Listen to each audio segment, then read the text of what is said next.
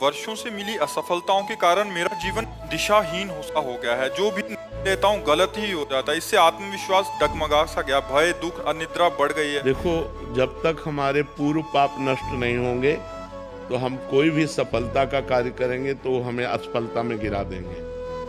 हम बहुत सकारात्मक सोच रखना चाहेंगे, हमें नेगेटिव सोच में पहुंचा देंगे। यह है पाप का परिणाम। और पाप को नष्ट किए बिना हम सुखी नहीं हो सकते। इसलिए पाप नष्ट करने के लिए और भी उपाय हैं, जैसे तीर्थ याटन है, गंगा स्नान है, और भी है। लेकिन सही सटीक पाप की जड़ का नाश कर दे नाम है। नाम संकीर्तनम यस्य सर्व पाप प्रणाशनम। आधा घंटा नाम कीर्तन करो जोर जोर से, और चलते फिरते नाम जप करो, देखो सब पॉजिटिव हो जाए। आधा घंटा कोई नाम कीर्तन करो, जो नाम प्रिय हो आपको, हरे कृष्ण श्री राम जय जय, जो भी राधा राधा राधा, खूब जोर जोर से भगवान नाम कीर्तन करो और चलते फिरते नाम जप करो। फिर देख लो आप उसका परिणाम, फिर आप खुद अनुभव करें। लेकिन लंबे समय तक 2-4 दिन किया फिर पाप कर लिया, फिर 2-4 दिन किया पाप किया, वो बात नहीं है। पाप आचरण रोक करके लंबे समय तक करो तो तुम्हारे पाप नष्ट हो जाएंगे, सफलता हाथ लग जाएगी।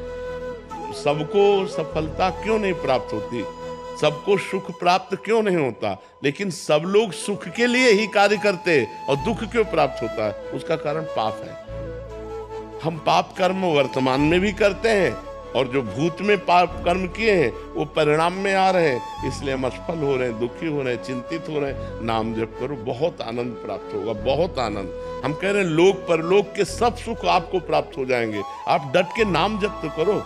जैसे लोग कहते हैं कि नाम जप करने से क्या खाना मिल जाएगा, तुम खाना की बात क्या करते हो? अगर भगवान का नाम जप करो तो लोक परलोक सब जगह सुख प्राप्त होता है। जहां पाप नष्ट हुए तो सुख ही सुख घेर लेता है। और अगर भाई पाप कर्म करोगे तो पुण्य के प्रताप से ये मिल जरूर सकता है, लेकिन तुम्हारा नाश हो जाएगा।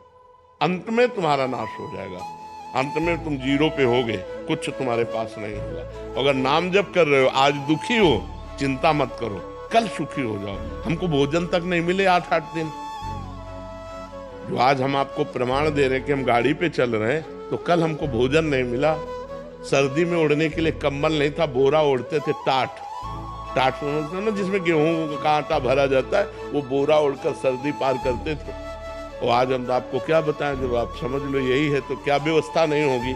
हर व्यवस्था है, राजा बाबू की तरह भगवान रख रहे हैं। तो कल जो था वो जो दुख में था उसमें हम धर्म को नहीं त्यागा, बड़ी कठिनाई से आगे बढ़ते रहे, तो आज वो बात आ गई जो लौकिक और पारलौकिक। ये तो सांसारिक सुख है, लेकिन भागवतिक सुख हम तुम्हें बता भी नहीं सकते कि कितना भगवान हमें आनंद देते हैं। इसलिए नाम जप करो, चिंता न करो, सफलता चरण चूमेगी यदि भगवान की शरण में हो और भगवान के आश्रित हो।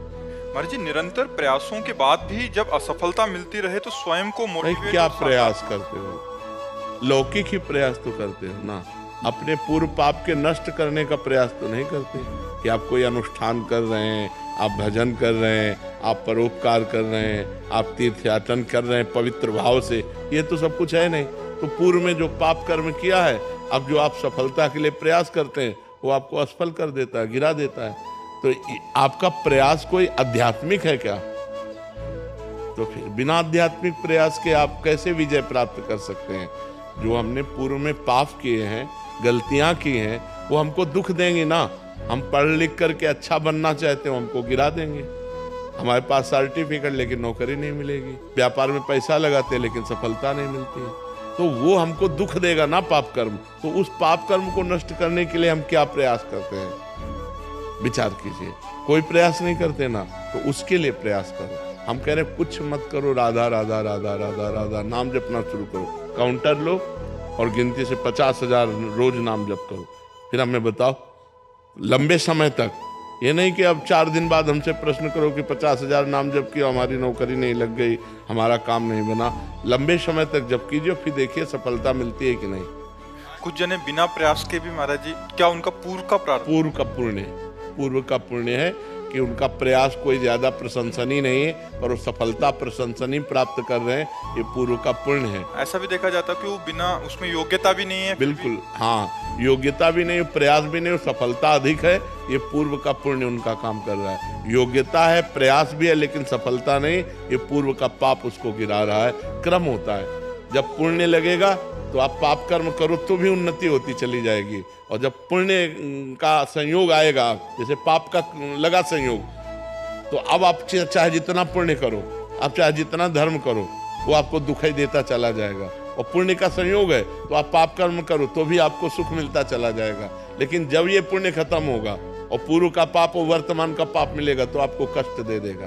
और जब उनका पाप नष्ट हो जाएगा तो ये पुण्य और वो पुण्य पीछे का जब मिलेगा तो उनकी उन्नति हो जाएगी। ये एक क्रम है ईश्वरीय, जो ईश्वरी भागवती है जो क्रम है वो ये है। तो इसलिए नाम जप करो और अपने पापों को भस्म करके आगे बढ़ो, नाम जप करो, ठीक है।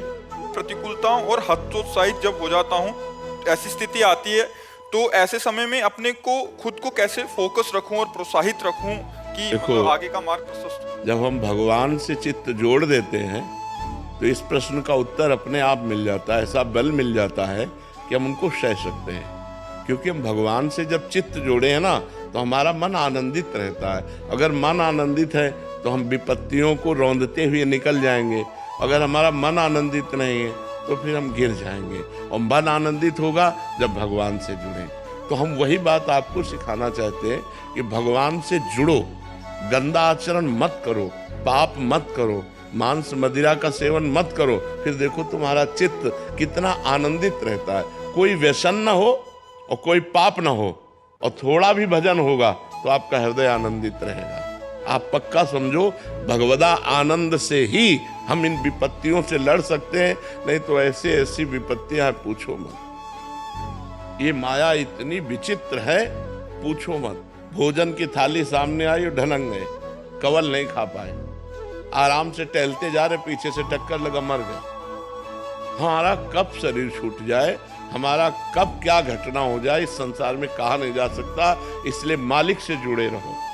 तो हम विपत्तियों पर तभी हावी हो सकते हैं, भारी पड़ सकते हैं, जब भगवान से जुड़े। नहीं, विपत्तियां हम पर भारी पड़ जाएंगी और हमको गिरा देंगी। आदमी जब निर्णय नहीं कर पाता ना विपत्तियों में, तो जो कर लेते हैं ना वो यही, वो विपत्तियों से निकलने का रास्ता सोच लेते हैं, जबकि भारी विपत्ति में फंसा देने वाला है। प्रेतियों ने मिलती करने वाले को। तो हमारे ऊपर विपत्तियां भारी ना पड़े, इसलिए भगवान का नाम जप करें, भगवान से चित्त जोड़ें और ये विश्वास करें कि आज दुख आया है तो हट जाएगा, कल हमारे सामने सुख भी आएगा। ऐसा नहीं है जैसे दिन आया है तो रात आएगी, हम तैयारी रखें। अगर रात आ गई है तो परेशान ना हो, दिन आने वाला है। दुख आया है तो सुख आएगा, सुख आया है तो दुख आएगा। ये क्रम चल रहा है, मनुष्य जीवन का क्रम है। हमको तैयार रहना चाहिए। जैसे हम रात्रि के लिए बिजली गई तो हम इन्वेटर की व्यवस्था करते हैं, जनरेटर की व्यवस्था करते हैं कि हम अंधेरे से व्याकुल ना हो। ऐसे ही दुख आने वाला है, हम नाम जप करें, दान पुण्य करें, तीर्थ स्नान करें, तीर्थ याटन करें, जिससे हमारे पास पुण्य हो और मैं उस पुण्य बल से विपत्ति को पार कर जाऊं।